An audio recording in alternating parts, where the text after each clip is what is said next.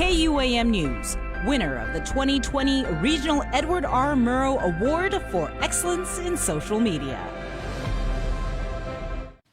KUAM News Headlines is presented by Calvo's Insurance, a legacy of trust, serving Micronesia since 1938. Matson and the Adahi Tonno program. Cars Plus, home of Guam's first and only lifetime limited powertrain warranty. McDonald's of Guam, I'm loving it. And King's Restaurants, always open, always local, and serving up favorites for over 40 years.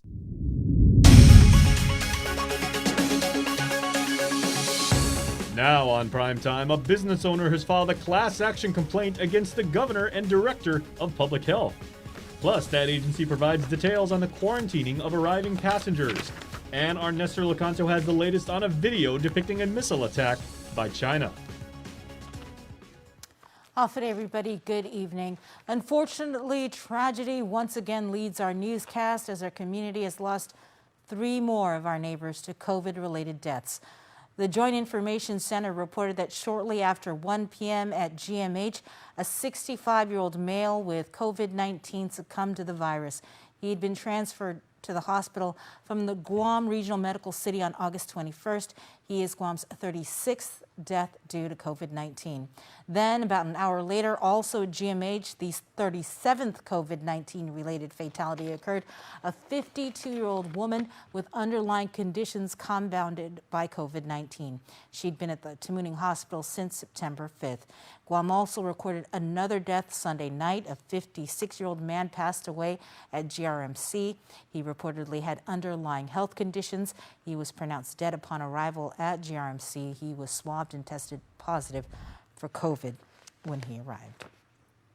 30 new positive COVID cases in the meantime were reported out of the latest 396 samples that were ran at various labs. This brings Guam's COVID case count to 2,147. 607 people are actively fighting the virus, while more than 1,500 people have recovered. Also, over the weekend, the Guam Department of Education confirmed that 2 additional employees from Agata Johnston Middle School and Liguan Elementary tested positive for the virus. Both cases were identified through contact tracing. Meanwhile, there are currently 39 COVID patients hospitalized at GMH. According to Administrator Lillian Posadas, 15 are receiving ICU level of care and 9 patients have been placed on ventilators. Remember, Guam, wear your mask, practice social distancing, wash your hands. Prevention saves lives. A local business owner is leading a class action complaint filed against Governor Lulian Guerrero and Public Health Director Art San Agustin. The owner of Live House and Shady Lady, Thomas Pinehoff, through attorneys Tom Fisher and Rachel Azuzu, filed the complaint this afternoon in the district court. Pinehoff is fighting the governor's orders to shut down non-essential businesses like his. According to court documents, the governor claimed power to enact this shutdown order, having violated Pinehoff's rights and resulting in financial impact. Documents state in arbitrary and capricious manners, Defendant Leon Guerrero and Defendant San Agustin have expressed an intention to deprive plaintiff of the economic benefits and use of his property while permitting other businesses to operate. He argues there's no basis for allowing one business to operate while prohibiting another business when both are capable of implementing the same safety policies. He is seeking the court to declare the governor's shutdown orders unconstitutional, as well as compensation for losses. You can view the complaint in its entirety on our website. And reacting to the lawsuit, Adelup issued the following statement, quote, under the laws of Guam and the Organic Act, the governor has the legal authority and moral obligation to save lives and prevent the outright collapse of our healthcare system. We are focused on that effort and remain confident that the courts will acknowledge these facts. We will reopen as soon as it is reasonable to do so. But that decision will be based on data that demonstrates that community spread can be contained and that our hospitals have the capacity to treat those who need it. Until then, no one's life or livelihood will be safe. Public Health issues more clarifications and guidance for the quarantine of arriving passengers to Guam. Some were made as a result of petitions that have been filed in the Superior Court, while others were already in the works to be updated. Public Health late Monday night issued its latest guidance, 12 pages worth of clarifications and new mandates. Public Health spokesperson Janela Carrera saying there's three main changes. The first is to comply with the recent court order. As we reported, Janela Cruz and her two sons were freed from quarantine. Cruz was forced into quarantine after picking up her children who just arrived from Saipan at the airport. Although she said she filled out the proper forms and was granted approvals from Public Health before her children arrived, they were still forced to go to the government's quarantine facility in Tumon. That is one of the requirements that the judge had ordered, that we make that update in our guidance. So yes, that is one of the updates that we had to make, is for unaccompanied minors, that they go to home quarantine. So that was one of the changes that we made.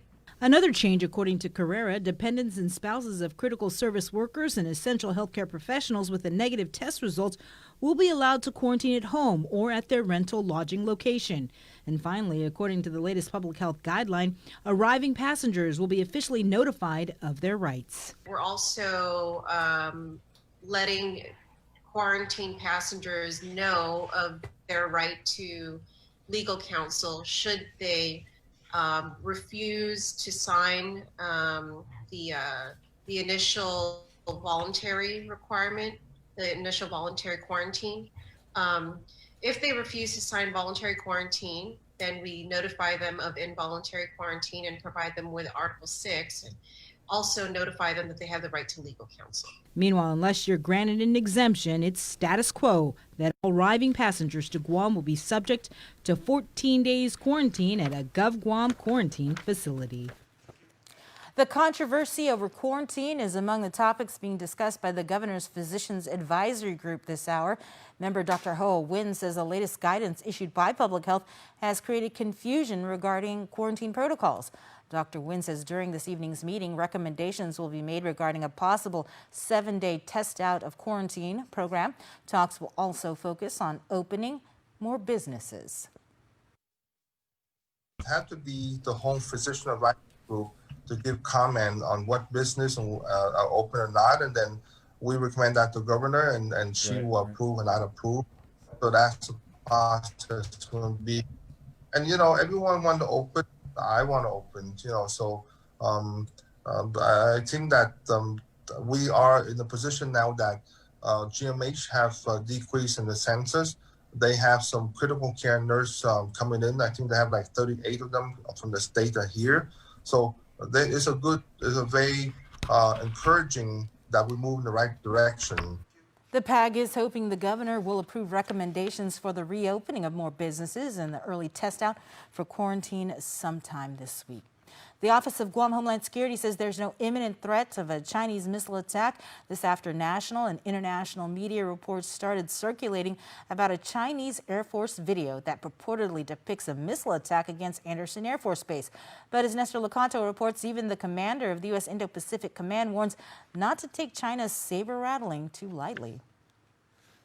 In a virtual roundtable discussion last week on Indo-Pacific missile defense solutions, Admiral Philip Davidson spoke about the growing tensions with Beijing. China is the most significant strategic threat and will be the challenge to the United States for the 21st century. But Admiral Davidson said the U.S. is actively designing a posture to persuade potential adversaries that any preemptive military action will be costly and likely fail.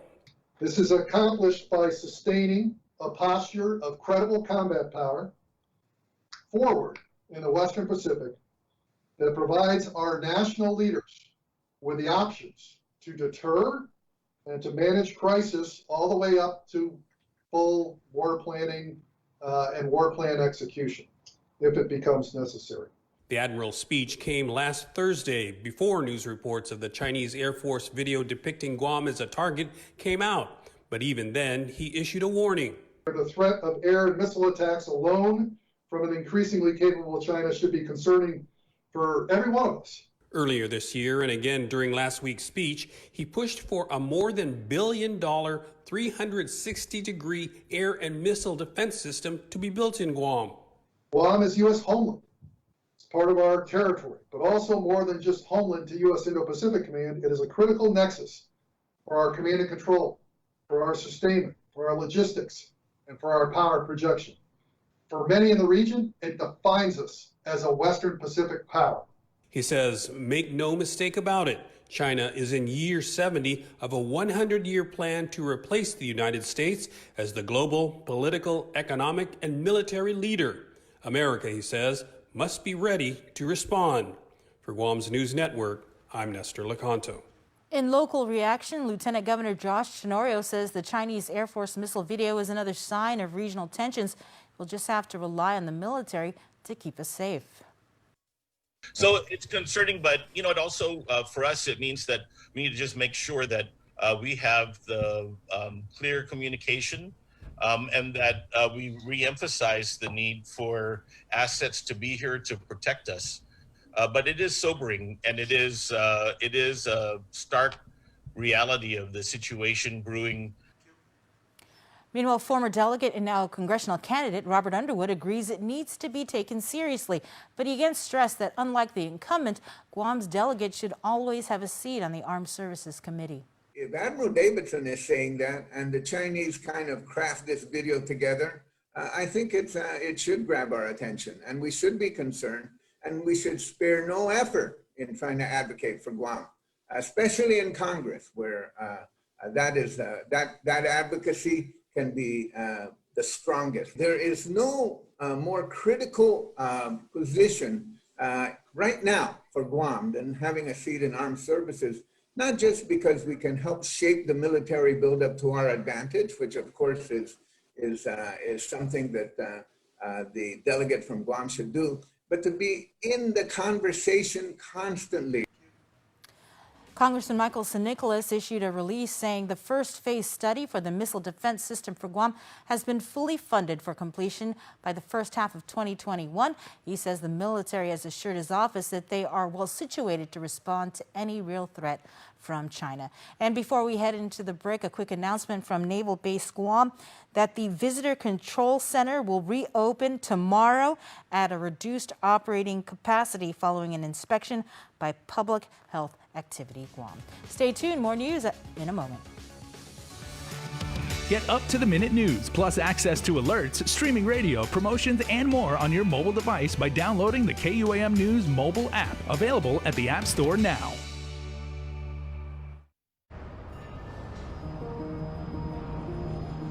It makes myself and it makes my team members very proud to work for an organization that has been on island for many years with its focus on reliability, dependability, and commitment to the communities that they operate in.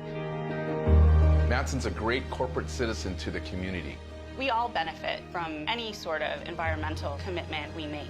One of the ways that we do that is with our Adahi Tonno program. There's action behind it, and so action breeds commitment. With the Kaimana Gila coming to Guam, this brings a new age and modernization to the island. It's exciting for me because it's a brand new ship and we can carry more freight into the islands. It just shows growth for Guam and Micronesia. Matson would be nothing without its customers, and we hope to continue to serve you for decades to come.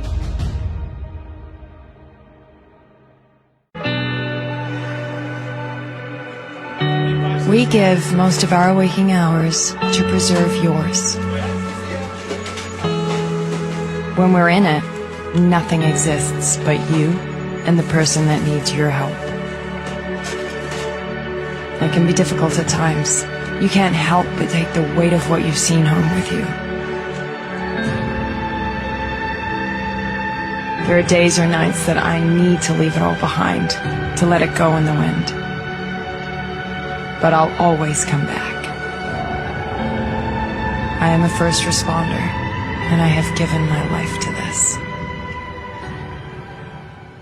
While we've all been through a lot over the years, typhoons, earthquakes, and now COVID-19, we've been able to get through these together. For more than 80 years, Calvo's Insurance has been protecting your homes, your businesses, and the health of your family. We are here today, and we'll be here tomorrow. There are better days ahead.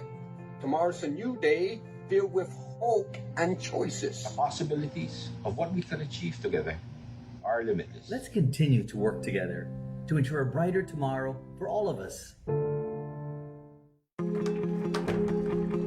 We still hand rotate every barrel.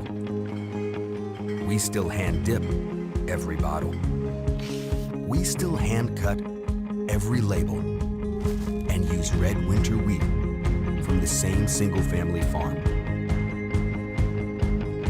Because just like our distinctive taste, these are the marks of the maker. Nachos come with rules, like don't take the fully loaded chips, don't hog the guac, and never take the last one. But with the Grande Nachos box from Taco Bell, you can break all the rules, because this meal's all yours. KUAM News, winner of the 2020 Regional Edward R. Murrow Award for Excellence in Social Media. Welcome back. Lieutenant Governor Josh Tenorio feeling the burn from Public Auditor B.J. Cruz's scathing statements about Governor Lulian Guerrero after a press release was sent out in support of the GURA board concerning pay raises for the director and executive director. Peter Santos reports. Yikes. This is my response. Lieutenant Governor Josh Tenorio on Public Auditor B.J. Cruz's comments on the GURA board approved 4% pandemic pay raises for the agency's director and deputy. Auditor B.J. Cruz, critical of the approved raises, said that the governor should step in before GURA finds themselves in need of a third-party custodian on the people's dime. They should not be in a path to any receivership as long as they're upfront with how they're going to resolve any deficiencies that they have. Lieutenant Governor Tenorio hopeful a third-party custodian would not be necessary, saying that in his talks with HUD officials, GURA's progress was well received. They did have rave reviews for the progress that's been made. GURA is certainly not a perfect agency, and as you know, in the last recent years, it's gone through its share of issues. I mean, they were raided, for Christ's sakes, a few years ago by the FBI. So I think that they find themselves in a stronger place at this point. I would expect, and I'm confident that they'll be able to resolve all those issues. As of now, there's been no development on whether the GURA board will rescind the pandemic pay raises, but a meeting is scheduled for Friday. For more, visit our KUAM YouTube page. Reporting for Guam's News Network, I'm Peter Santos.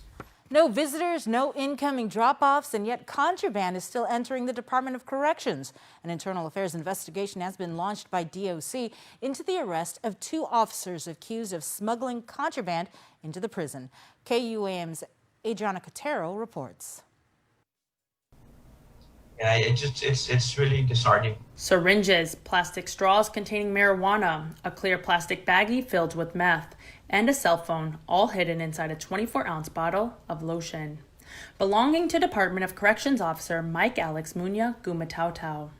A magistrate's complaint came down on Gumatau yesterday, and according to Major Anton Uggan, he has only been with DOC for 8 months. Now he's finding himself behind the bars, and it's gonna affect his job possibly. On September 18th, DOC's Special Operations Response Team, or SORT, conducted a search on all officers reporting for duty. It was in his bag, and the officer opened it up, and he noticed something inside the lotion. And so they cut it open. They cut open the bottle, and inside was the contraband wrapped in medical tape. It was wrapped in medical tape, white medical tape. Wow. So it blended in with the lotion. Gumatau was booked and confined, then released on a $10,000 personal recognizance bond. He faces numerous charges, including possession of a Schedule II controlled substance with intent to deliver, promoting major prison contraband, and official misconduct. Gumatau's next court hearing was set for October 10th. However, he's not the only officer suspected of having dirty hands. During the bag inspection, there was another officer that reported in, and they went through his bags and found a couple cans of Copenhagen inside his bag. Uggan was unable to release the name due to personnel issues. He says the unnamed second officer was arrested by GPD but never entered DOC's custody. He was booked and released. Uggan says the officer has worked under DOC for 5 years. KUAM has reached out to GPD for further information on the case and has yet to receive a response. as far as the book and release, we don't make that decision. Yeah. We have no decision on who gets released and how that is handled. But, you know, when they do things like that, to me, I believe they should do jail time. I mean, that's it. You know, they know what they're supposed to be doing, but as we can see with previous cases that's happened, probation is the only thing they get. Uggan speaks out frustration on this recent case, as it's not the first time the department has seen their own taken into custody and indicted.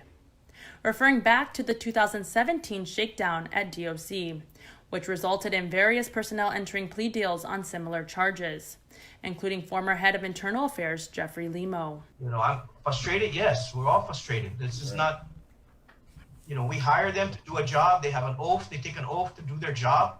And then they put all our lives in jeopardy when they do these stupid stuff. Uggan adds that history shows when officers are caught, it's not their first time smuggling in contraband. Both officers in the recent arrest have been placed on administrative leave pending the outcome of the investigation. Nobody's untouchable. If they're caught doing something wrong, we will take action. Do we have other officers? Yes, we probably do. You know, but we have to find the right evidence in order to take the proper action against them. Reporting for Guam's News Network, I'm Adriana Cotero. Island Breeze Mart proprietor Mary Haig has filed a complaint against the feds in the District Court of Guam.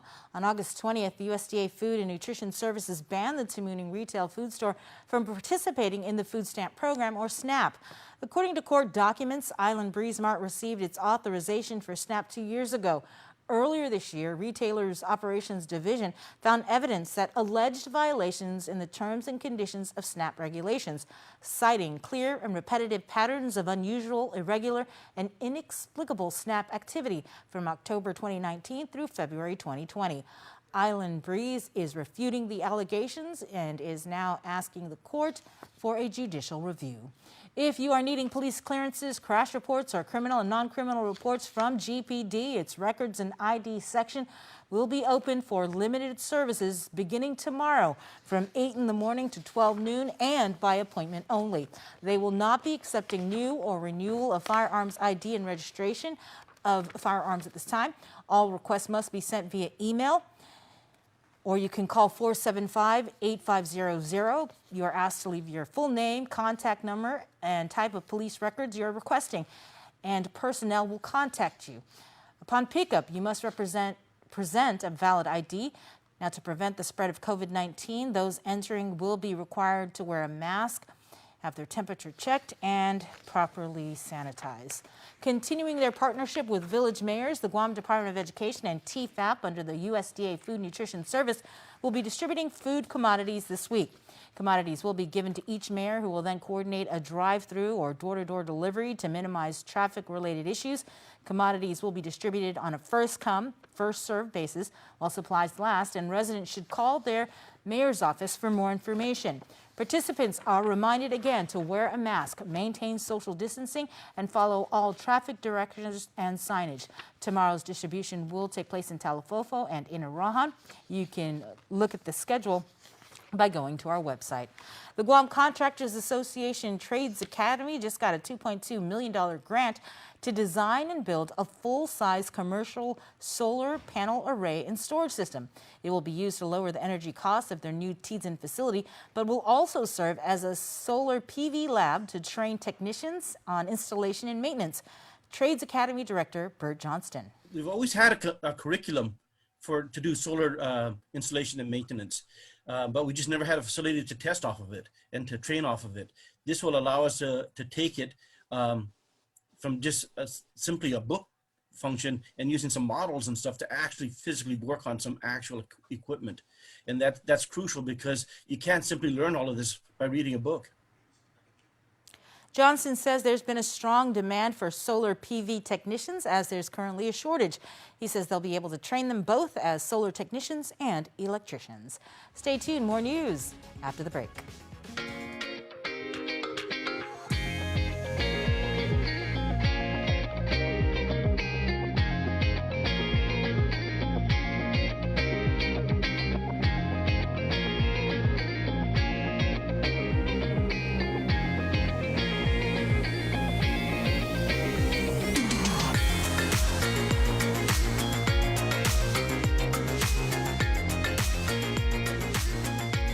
Your community calendar is brought to you by Taco Bell. Whether it's your first meal or your fourth meal, we've got you covered. Taco Bell, live Más.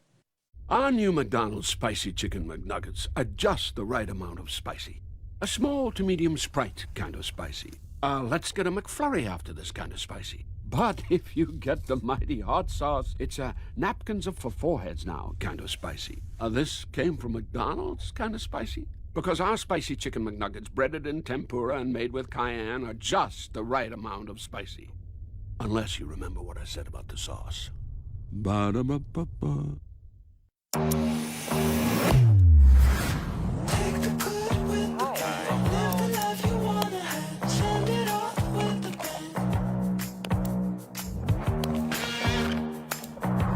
Looking really good.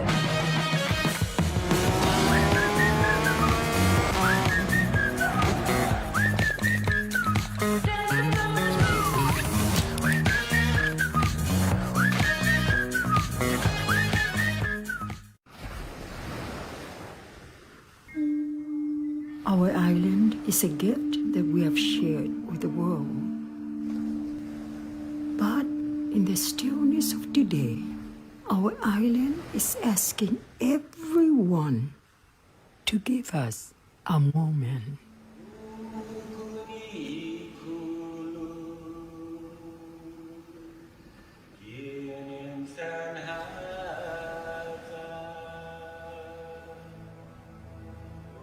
To be with our family,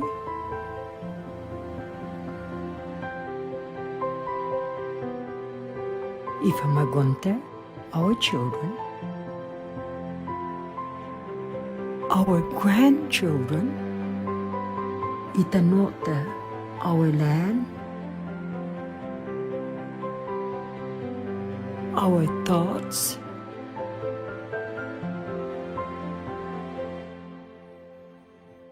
to be creative,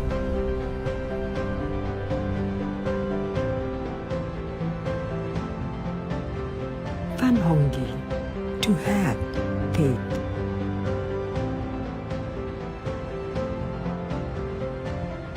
to be with the things we know and the things you've come to love. Give us a moment,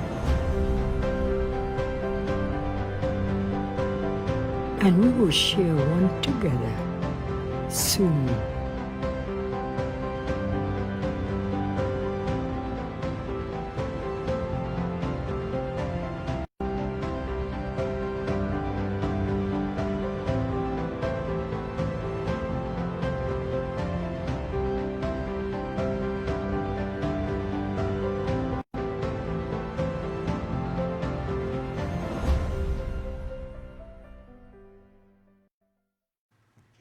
Welcome back. This morning on The Link, we spoke with MMA fighters and power couple Kyle and Miyu Uggan, who are currently in quarantine after returning from their honeymoon in New York City. We are hoping to get out hopefully this week if they release the lockdown. But as of right now, we're planning to be here for the remainder of the time. 10 more days? About 10 more days. Wow. Which is a long time. What's it been like with you guys as families and friends? You mentioned that people are dropping you guys stuff. Is anybody you want to shout out or thank? And what are some of the things that they dropped to you that you just really were excited to get? Well, I think the first things that we really wanted was just like our laptops and our gym equipment, and just so we can get the body going, keep the immune system strong. And then water, like we have this big thing on drinking, like alkaline water. So like every time someone drops us something, they make sure they drop us like essential water. And then, our kids, our parents are watching the kids. Yeah. So, but our dog. And then we have a dog at home too. He's super sad. He's kind of losing weight. He doesn't want to eat. That's an issue. He's a mental. So I want to ask, why New York? Why did you guys plan on going to New York for your honeymoon? You guys were there for 9/11, right? Yeah, I've never been there. And, you know, we stay on an island, so I didn't think about let's go to another island and see beautiful beaches. And so it's like, let's try something like a city life, you know, and see how it is. And then also because, you know, they're going through this whole pandemic as well, and they were able to get through it and flatten out the curve pretty quick. So we just wanted to see how they're doing it, and then how other businesses are running. That way we can probably implement something on our side, at least for Coffee Slut. Yeah, with coffee, craft beer. Yeah, it's pretty cool. What did you make of when you went out there and you saw these businesses getting creative with how they were allowed to operate, and then kind of applying that to Guam? Because we have seen some businesses offer services they didn't offer before, and just trying to get those few dollars during this lockdown. So ours the biggest thing was the outside dining, or everything was all outside. So, you know, I would think, you know, if they were to open stuff back up, I know right now it's just curbside, but if they can implement like dining, everything would just be outside. And then we gotta, you know, adapt with the times, and, you know, this is the new norm now, so we gotta figure out ways and get creative on how we're gonna start running our businesses. So use more outside space, and nighttime is really pretty. And then the nighttime's so pretty. They have like so much like you know, the hanging lights, you know, outside little tents, and it's crazy how everyone got like their own style of their little setup for outside. Right. But yeah, if we can implement that here in Guam, that would be super cool. Okay. Well, we really appreciate you guys coming on to the show. It's good to see you both, and know that you guys are doing fine. So it's also good to hear a different perspective than what we've been hearing. You know, I mean, the quarantine conversations we've been having is, I mean, and sadly, there's been a lot of people who are in different situations from you guys, right? Where people who are coming here to bury their loved ones. So it's a little different. But then also, I think it's refreshing to hear your perspective on quarantine and your thoughts about being there. Where are you guys at again? We're at Dusit. Dusit, okay. But yeah, so, yeah, man, it's crazy. We have kids too, for sure, at home, and you know we haven't been with them for a couple of days, but it's either stress out on like not being with the kids, or make the best of what you got right now, you know. So right now, that's what we're trying to do. We're just trying to keep ourselves busy throughout this whole time. I'm kind of working from home, or working from government establishment, or how you say it. But it's pretty cool, man. We're trying to make the best of it. Right on, we got coffee. We have our workout equipment. We have our water. We have each other. So you'll definitely want to check out the full interview right now on our YouTube channel. Stay tuned. Your birthday shout-outs next. Want a real taste of New York? The Big New Yorker is back with a big, bold taste and a sweet marinara sauce on a crust that's 30% larger than our large. Handmade to perfection. It's just $9.99 per carryout. The Big New Yorker, only at your Island Pizza Hut. Home, a place where I can go to take this off my shoulders. Someone take me home. Home.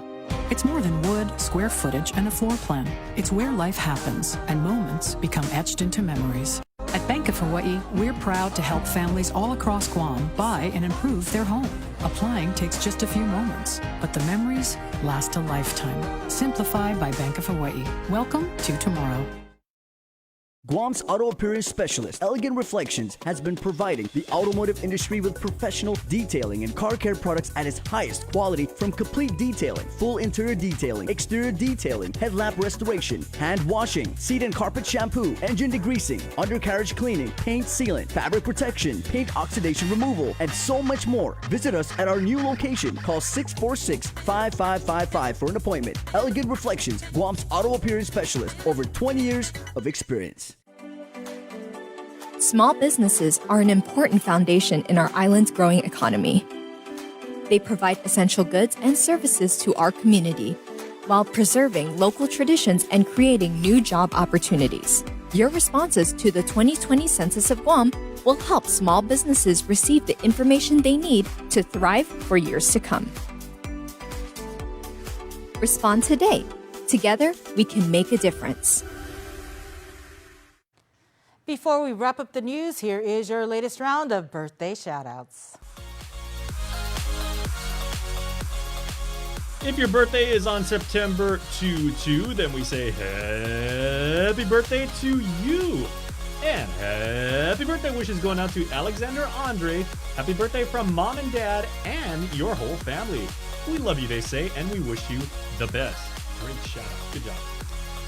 Otilia de la Umbria. Happy birthday to my beautiful mom. We love you from all of your kids, grandchildren, and your great-granddaughter. They all say we love you so much. Happy birthday from us, too, to KUAM. Ray and Ralph Charpers. Happy 49th birthdays to Ray and Ralph, the Dingas. Lots of love coming from the entire family. Happy birthday, guys. I've known you guys since UOG. Good people. Noah Baldwin celebrates birthday number 6 today, and we love you so much, say mommy, daddy, grandparents, and the family. Ezekiel Brennan Borja celebrates birthday number 15 today, and your family says, we love you the most. I'm not kidding. That's an awesome shout out. We love you the most, and that's a lot. Also celebrating a birthday is Michelle De Vera. Happy birthday, Michelle. Love from your family. And belated birthday wishes can never go ignored because Angelo Alteros has a birthday on the 21st. And Angelo celebrates birthday number 18 this year. Happy birthday, Jello. We love you so very much. Say mom, dad, and the whole family. Also, Enrique Macias, otherwise known as Ricky to those who care about him. Born on the 21st. Happy 19th birthday, Ricky. Love your family. Each and every one of you is an awesome Guamanian. We're proud to have you as part of our community, and we wish you all the very best birthdays ever. Have a great day, everybody. You can be a part of the Cold Stone Creamery Birthday Club by checking out KUAM.com. That is going to do it for me here on Primetime. Thanks so much for watching. Stay safe and stay home, and we'll see you tomorrow morning for The Link.